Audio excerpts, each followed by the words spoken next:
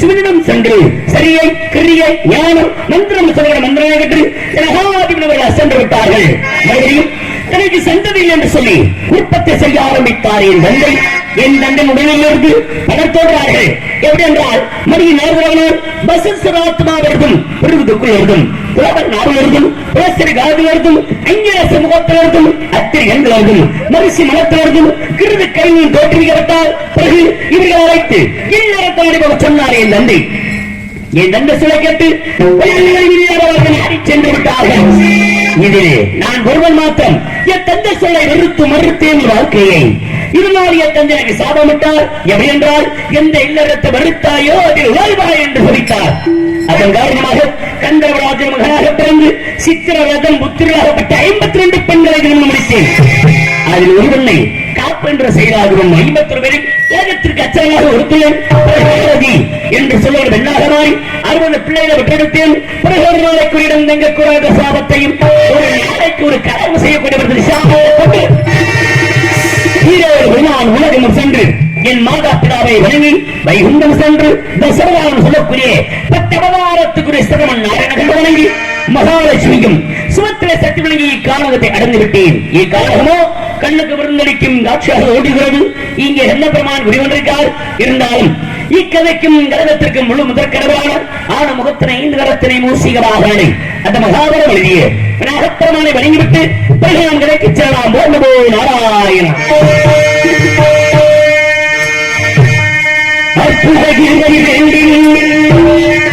ஆனந்த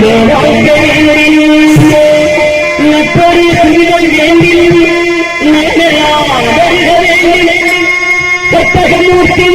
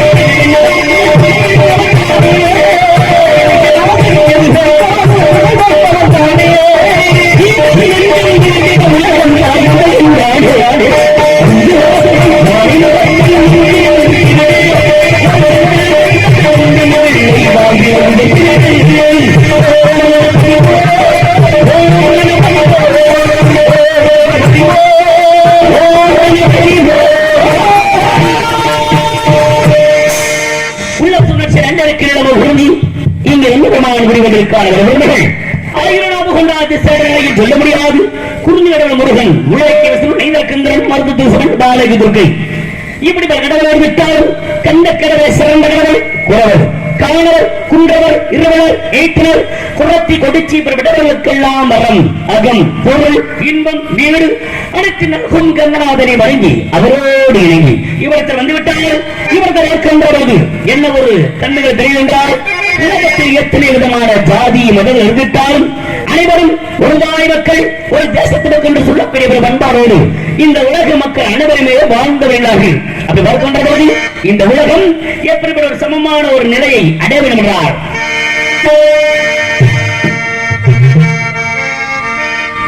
உலகம் சமநிலை பெற வேண்டும்,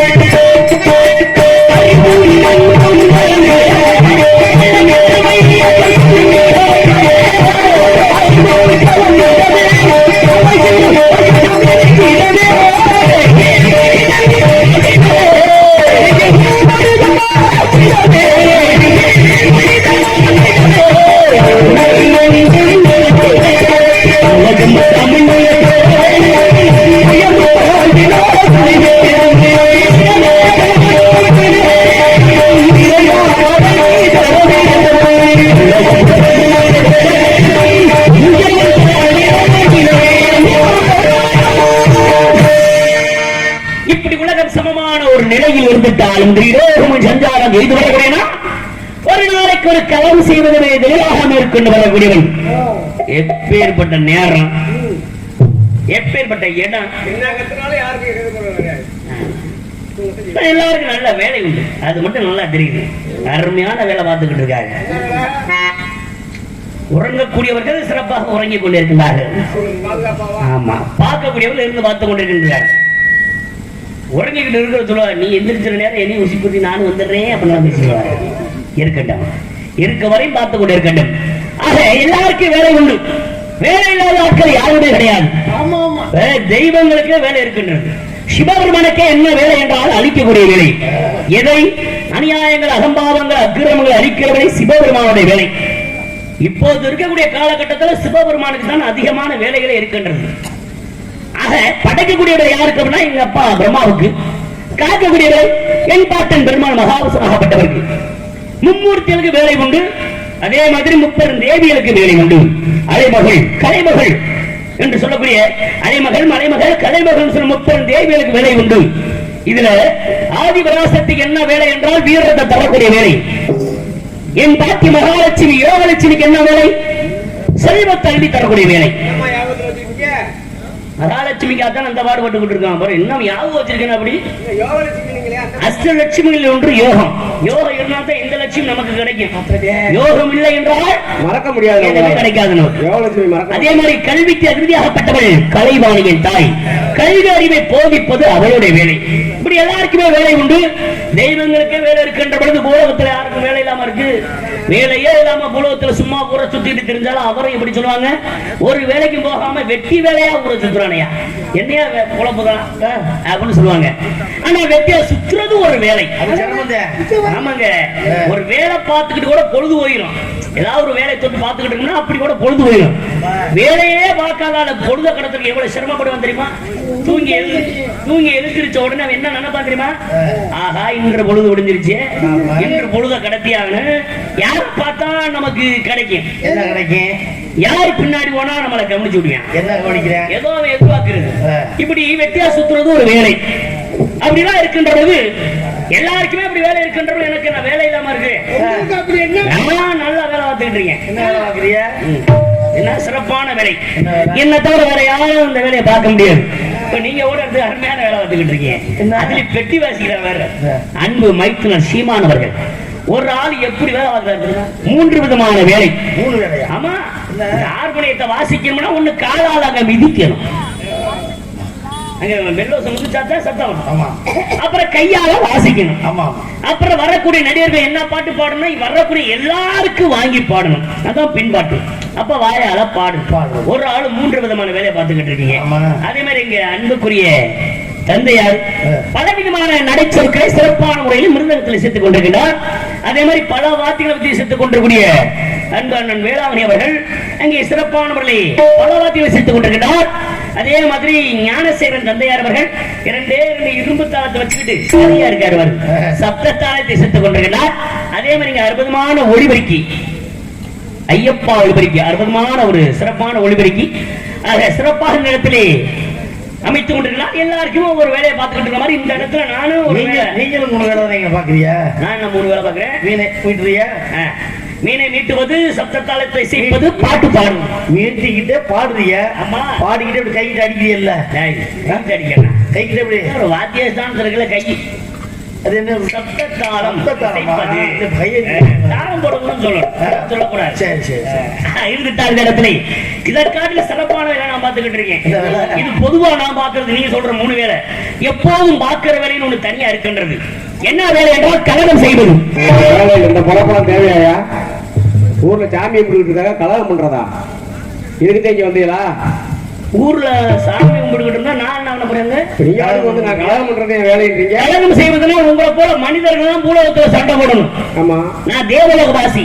அங்கேயும் நீங்க நடத்துற கலகம் துர்க்கலகம், நான் நடத்துவது நற்கலகம். பூலோகத்துல போட்டி போறாம பேராசை எனக்கு வேணும் உனக்கு வேணும் எனக்கு பெருசு உனக்கு பெருசுன்னு சொத்து சுகத்துல போட்டி போட்டு சண்டை போட்டுக்கிட்டு இருப்பான். நான் தேவலோகவாசி. எந்த ஒரு பொன்பொருள் மீது ஆசை இல்லாதவன். அப்பேற்பட்ட இந்த இடத்துல ஒரு நற்கலகத்தை தொடங்க வேண்டும் அப்படின்னா என் பாட்டன் பெருமாள் மகாவிஷ்ணுவாகப்பட்டவரை வணங்கிட்டு பிறகு கதைக்கு செல்லலாம்.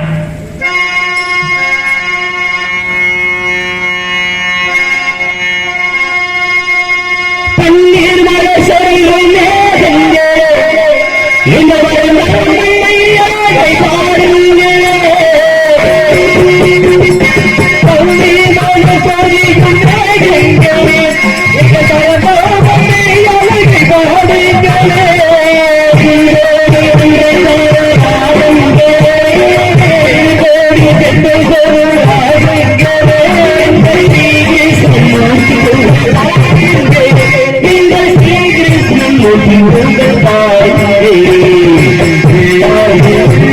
Thank you.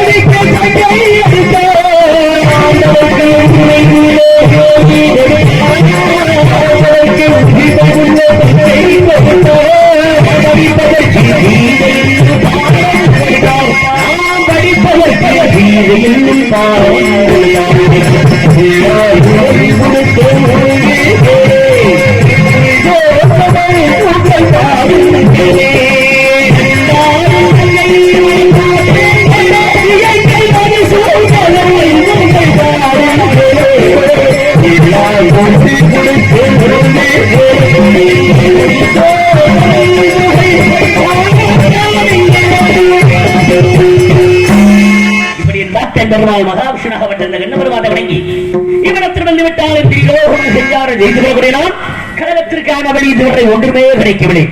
எப்படியும் ஒரு நாளைக்கு ஒரு கழகம் செய்ய வேண்டும் என்பது என் தளபதியா இருக்கின்றபோது கழகத்தில் வழி கிடைக்காமல் இவ்விடம் போய்விடாது. இவ்விடத்தை பார்க்கின்ற பொழுது எப்பேற்படும் குறுநிலம். இந்த குறுநிலத்தை பார்க்கின்ற பொழுது பறவைகள் ஆடுவது மயிலங்கள் ஆடுவதும் அப்படி இயற்கை வளத்தை இந்த அந்த வளத்தை இந்த அற்புதமான குறுநிலத்திலே பொன்மான் குயில் சத்தத்தை கேட்கின்ற பொழுது எப்படி இருக்கின்றது தெரியுமா?